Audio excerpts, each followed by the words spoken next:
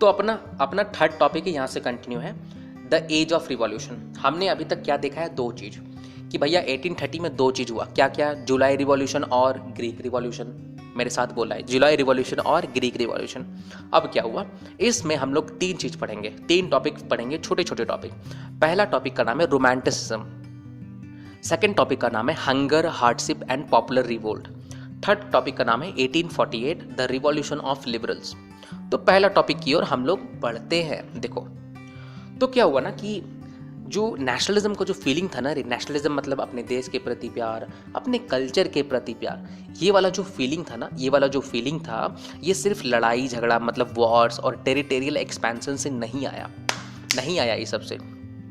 तो नेशनलिज्म का फीलिंग कहाँ से आता था भैया? नेशनलिज्म का फीलिंग जो है ना, इन लोगों को लगा कि अब कल्चर से ना इमोशन में टच करना है और नेशनलिज्म का फीलिंग अराउज करना है, मतलब अब वहाँ से जगाना है हमें नेशनलिज्म का फीलिंग। तब स्टार्ट हुआ रोमांटिसिज्म। रोमांटिसिज्म मतलब ये नहीं कि मैं अपना दास्ता सुनाऊंगा, अपने कहानी सुनाऊंगा, मेरा आज तक कोई कहानी है ही नहीं, ठीक है। तो इसलिए रोमांटिसिज्म मतलब होता है एक cultural movement to develop a particular form of nationalism sentiment, ताकि लोगों के बीच में जो है सो अपनी कंट्री के लिए, अपने कल्चर के लिए जो प्यार बने, उसमें ये हुआ, कल्चरल मूवमेंट स्टार्ट हुआ।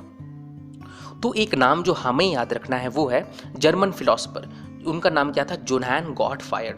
नाम याद रखना, कोई खास दिक्कत नहीं होना चाहिए क्योंकि उसका नाम ही कॉमेडी है, जोहान गॉटफ्रायड, ठीक है।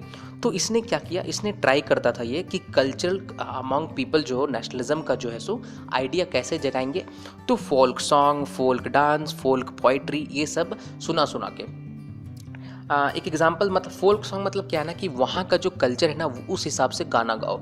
फॉर एग्जांपल कि यार अगर बिहार में चले जाएं तो बिहारी सॉन्ग लगा देंगे तो सब एकदम झूम उठते हैं। ऐसे ही क्या है कि तुम चले जाओ अगर महाराष्ट्र में, वहाँ का गाना लगा देते हैं तो सब झूम उठते हैं। क्योंकि अपना कल्चर है ना वो, तो इसीलिए क्या है कि इसने दिमाग लगाया और हर जगह जो जा के फोल्क सॉन्ग, फोल्क डांस ये सब स्टार्ट कर दिया। तो लोग जो है सो नेशनलिज्म का फीलिंग आने लगा कि यार अपना कल्चर ही सबसे अच्छा है।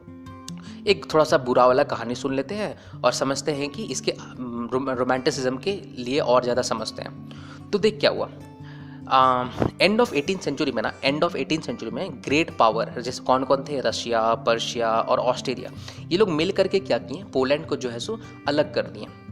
अब इस पे पोलैंड पर जो है सो राज किसका आया, पोलैंड पे राज आया रशिया का। तो रशिया ने क्या किया, वहाँ का जो पोलैंड का जो लैंग्वेज था ना, पोलिश लैंग्वेज, उसको हटा दिया, उसको एकदम उठा के फेंक दिया और अपना रशियन लैंग्वेज जो है सो स्कूल्स में और सारे जगह, ऑफिस वगैरह में हर जगह इम्प्लीमेंट कर दिया। अब जो है सो पोलैंड वाले लोग को गुस्सा आया कि मतलब क्या चल रहा है बे, हम लोग का लैंग्वेज ही उठा के फेंक दिया, दिमाग खराब होने का हो गया। वो लोग क्या किया कि रशियन के अगेंस्ट वो लोग जाग गया और लड़ाई स्टार्ट किया 1831 में गया और लड़ाई स्टार्ट किया। लेकिन क्या हुआ कि अल्टीमेटली वो लोग को ना दबा दिया गया, कुछ नहीं हो पाया क्योंकि रशिया उस टाइम पे बहुत पावरफुल था। और क्या हुआ कि जो लोग इसमें भाग थे, मतलब जो लोग शामिल हुए थे इस लड़ाई में, जैसे कि जो प्रीस्ट लोग मतलब पुजारी लोग, बिशॉप्स लोग, ये लोग को क्या करते थे, ये लोग जेल में डाल देते थे या तो साइबेरिया में डाल देते थे। साइबेरिया पता है कहाँ पे? साइबेरिया रशिया में है। रशिया का सबसे ठंडा जगह है वो साइबेरिया। वहाँ पे ना -71 डिग्री सेल्सियस होता है, वहाँ पे इन लोगों को जाके भेज दिया। तो घंटा आज के बाद ना कोई सोचेगा भी नहीं कि चलो रिवोल्ट करते हैं। यही थोड़ा सा बुरा वाला कहानी था। हाँ, सेकेंड टॉपिक हम लोग पढ़ेंगे hunger, hardship and popular revolt. 1830 Europe का सबसे गंदा वाला इकोनॉमिक टाइम से, ये बहुत ही गंदा। क्यों? क्योंकि इंक्रीज इन पॉपुलेशन हुआ था, लोगों से कंट्रोल हुआ नहीं और पॉपुलेशन बढ़ गया पूरा यूरोप में, ठीक है भैया। रूरल एरिया से जो है ना अब माइग्रेट होके सब सिटीज़ में आने लगे कि चलो भैया वहाँ पे कम से कम जॉब वगैरह मिल जाए, लेकिन नहीं मिलता था। और हुआ क्या कि अब जो सामान है ना वो इंग्लैंड से ना आने लगा, तो वो सस्ता था क्योंकि वो मशीन से बना हुआ होता था। तो जो वहाँ के प्रोड्यूसर्स थे ना, यूरोप के स्मॉल प्रोड्यूसर्स जो थे, उनको अब लॉस होने लगा क्योंकि कंपटीशन और बढ़ गया था। तो 1848 में फूड शॉर्टेज और वाइड स्प्रेड अनएम्प्लॉयमेंट, मतलब किसी को भी ना नौकरी नहीं मिलता था, और फूड शॉर्टेज जो है इसी कारण जो है सो पेरिस जो है वो रोड पे आ गया। और लुइस फिलिपी, क्योंकि हम देखे थे कि बॉर्बन, लास्ट वीडियो में हमने देखा था कि लुइस फिलिपी को हेड बना दिया गया था किसका, कॉन्स्टिट्यूशनल मोनार्की का। उसको वापस से भगा दिया गया कि साला तेरे से कुछ नहीं हो रहा, भागो यहाँ से। तो उसको भगाने के बाद लुइस फिलिपी को कुछ चेंजेस लाए गए, जैसे कि राइट टू वोट अब सबको, जो भी आदमी मतलब जो भी मेल जो है, राइट टू वोट सबको मिला जो कि जिनका एज 21 से आगे है। और भी चीज़ जैसे कि राइट टू वर्क प्रोवाइड किया गया कि अब सबको काम मिलेगा और सबको एम्प्लॉयमेंट वगैरह सबको मिलेगा अब। तो 1845 में एक कुछ कहानी है वो मैं सुनाता हूँ। वीवर्स जो है ना, वो लोग एक रिवॉल्ट स्टार्ट किए कॉन्ट्रैक्टर्स के अगेंस्ट। क्यों? क्योंकि कॉन्ट्रैक्टर जो है ना, सो उन लोगों का सो अचानक पेमेंट जो है सो बहुत ही घटा दिया।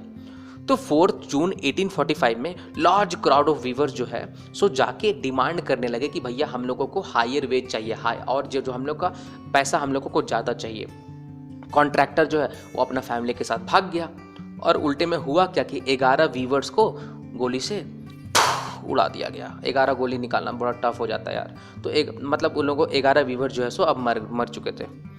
तो थर्ड टॉपिक यहाँ से स्टार्ट करेंगे। 1848 द रिवॉल्यूशन ऑफ लिबरल्स। 1848 में क्या हुआ कि रिवॉल्यूशन एक चल रहा था। कौन चला रहा था ये रिवॉल्यूशन? ये रिवॉल्यूशन मिडिल क्लास के लोग चला रहे थे। तो इन लोगों का डिमांड था इन लोगों का डिमांड था कि भैया हम लोग को नेशन स्टेट बनाने दो, मतलब एक ऐसा स्टेट बनाने दो जहाँ पे common culture, common language, common tradition के लोग रहें। और इन लोगों का एक और डिमांड था कि पार्लियामेंट्री प्रिंसिपल्स होने चाहिए। पार्लियामेंट्री प्रिंसिपल मतलब होता है एक कॉन्स्टिट्यूशन होना चाहिए, फ्रीडम ऑफ प्रेस होना चाहिए और फ्रीडम ऑफ एसोसिएशन होना चाहिए, मतलब पार्टी वगैरह, अपनी पार्टी वगैरह बनाने की आज़ादी होनी चाहिए। तो यहाँ से एक मैं कहानी सुनाऊंगा, छोटा सा कहानी। जर्मन रीजन में ना उस टाइम पे पॉलिटिकल एसोसिएशन जो थे, मतलब पॉलिटिकल पार्टी वगैरह जो थे, वो मिडिल क्लास से भरे हुए थे। मिडिल क्लास बिजनेसमैन, जैसे मिडिल क्लास आर्टिशंस, ये लोग से। तो क्या हुआ, उन लोगों ने डिसाइड किया कि इस बार हम लोग वोट देंगे ऑल जर्मन नेशनल पार्टी को। तो ऑल जर्मन नेशनल पार्टी को वोट सबने दे दिया। 18 मई 1848 को 831 इलेक्टेड मेंबर्स जो है वो इलेक्ट हुए। 831 मेंबर्स इलेक्ट हुए और वो लोग जो है सो एक कॉन्स्टिट्यूशन वो लोग जो है सो ड्राफ्ट किए जर्मन नेशन के लिए। यहाँ से थोड़ा कहानी में ट्विस्ट आएगा। तो पार्लियामेंट जो है उस टाइम पे डोमिनेंट हो गया मिडिल क्लास से, होगा ही, क्योंकि ऑल जर्मन नेशनल पार्टी जीता है। ऑल जर्मन नेशनल पार्टी में सारे मिडिल क्लास ही थे, तो पार्लियामेंट जो है सो डोमिनेंट था मिडिल क्लास से।